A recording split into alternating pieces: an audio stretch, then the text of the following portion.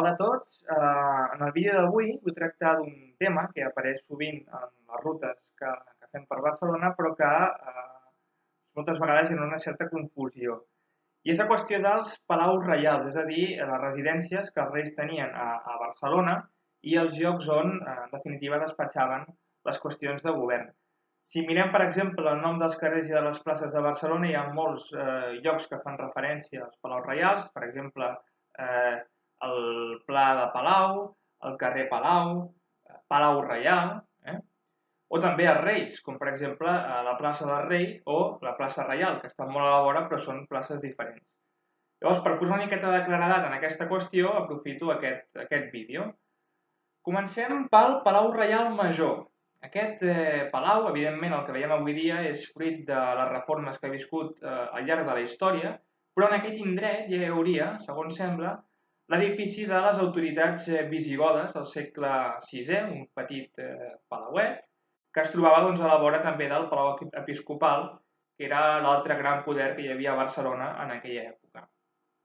El 801, quan els carolingis conquereixen Barcelona, estableixen també la seu del comte en aquest petit palau. Llavors, els comtes de Barcelona tindran la seva seu en aquest palau.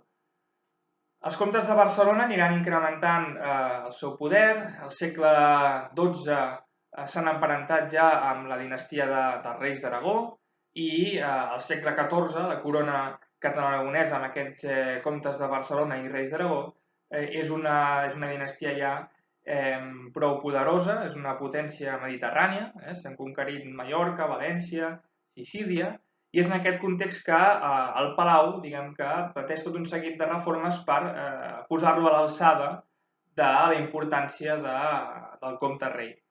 En aquest moment, per tant, es fan, per exemple, la capella reial de Santa Àgata, sobre l'antiga muralla romana, el Saló del Tinell, que serà la sala on el rei farà les seves recepcions, o, per exemple, el jardí que s'obre a la part del darrere del palau, on hi havia hagut antigament la cavallerissa. En temps de Ferran el Catòlic, aquest palau va quedant en desús. De fet, el catòlic es casa amb Isabel de Castella, en aquest moment es produeix la unió dinàstica, i per tant els reis tenen un territori molt més vast, és una monarquia itinerant que es va desplaçant i cada cop passen menys temps a Barcelona.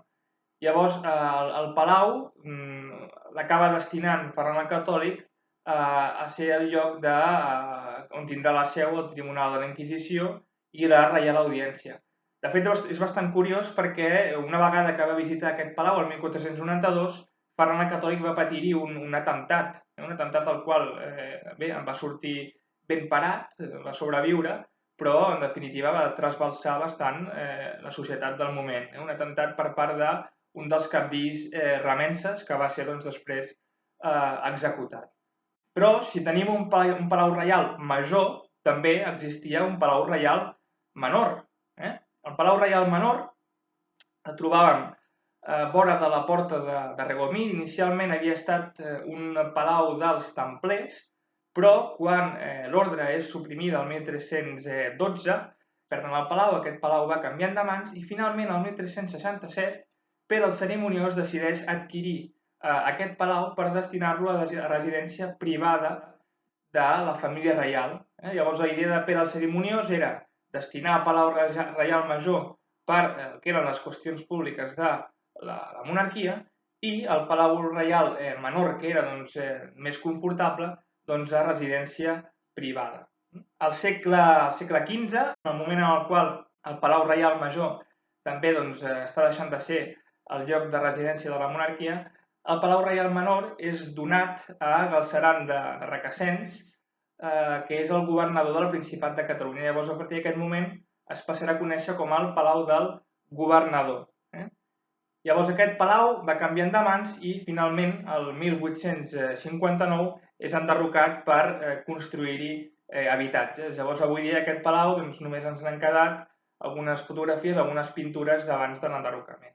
Si arribem al temps dels reis àustries, aquests reis cada cop s'allunyen més de Barcelona. De fet, Felip II és qui fixa la capital de la monarquia hispànica a Madrid el 1561 I per tant, quan venen a Barcelona ja no tenen un palau propi i s'allotgen al palau d'altres nobles.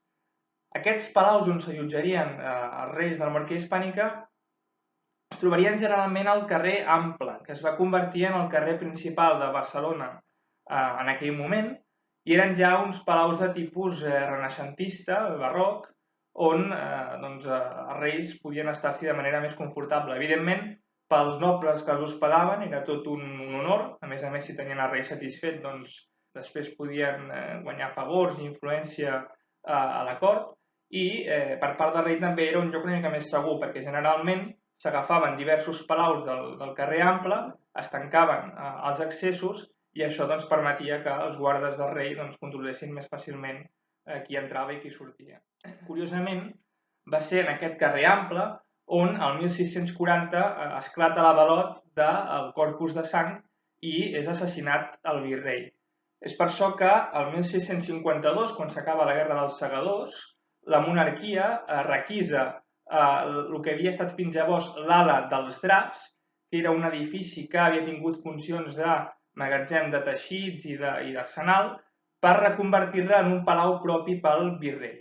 Aquest palau era un palau d'estil barroc i tindrà una particularitat molt curiosa, que és que disposava d'una passarel·la que connectava directament amb Santa Maria del Mar, de manera que els reis, quan s'allotjaven en aquest palau, podien anar a oir missa sense haver de baixar al carrer. En aquest palau s'hi allotjaran, per exemple, Felip V, el 1701, abans que esclati la Guerra de Successió, o l'arxiduc Carles d'Àustria, que no només s'hi allotja el 1705, quan esclata la guerra contra Felip V, sinó que a més hi fixa la seva cort. I s'hi estarà fins al 1711, quan marxi a Viena. Per tant, aquest palau serà la residència dels reis, després de la Guerra de Successió doncs, seran els reis Borbons, fins al 1875. En aquest moment, el 1875, el que passa és que hi ha un incendi que destrueix el Palau Reial Nou, com se li deia, i per tant els reis es trobaran que no tenen altre cop un palau propi a Barcelona. Ara us parlaré d'un altre tema, que és la plaça Reial, que es projecta també al segle XIX. En aquell indret hi havia hagut l'antic convent dels Caputxins, però va ser enderrocat i el 1848 s'hi va projectar la realització d'una plaça porticada que tindria la funció, d'exaltar la monarquia.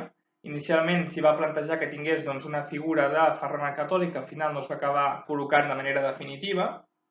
La plaça es comença a construir el 1854 i el 1859 ja ha pres el nom definitiu de plaça Reial. Per tant, important, no hem de confondre la plaça del Rei, que és pròpiament la medieval, on hi havia el Palau Reial Major, de la plaça Reial, que és la plaça construïda al segle XIX a tocar de la Rambla. L'any 1875, tot just després que es produeixi l'incendi del Palau Reial Nou, arriba Alfons XII de l'exili al port de Barcelona i es troba que no té palau, llavors ell s'haurà d'allotjar al Palau Moja. Uns anys més tard, el 1888, la seva dona, la reina regent, vídua, ve a Barcelona amb motiu de l'exposició universal amb el seu fill Alfons i, com que tampoc té lloc on allotjar-se, s'acabarà allotjant a l'Ajuntament de Barcelona.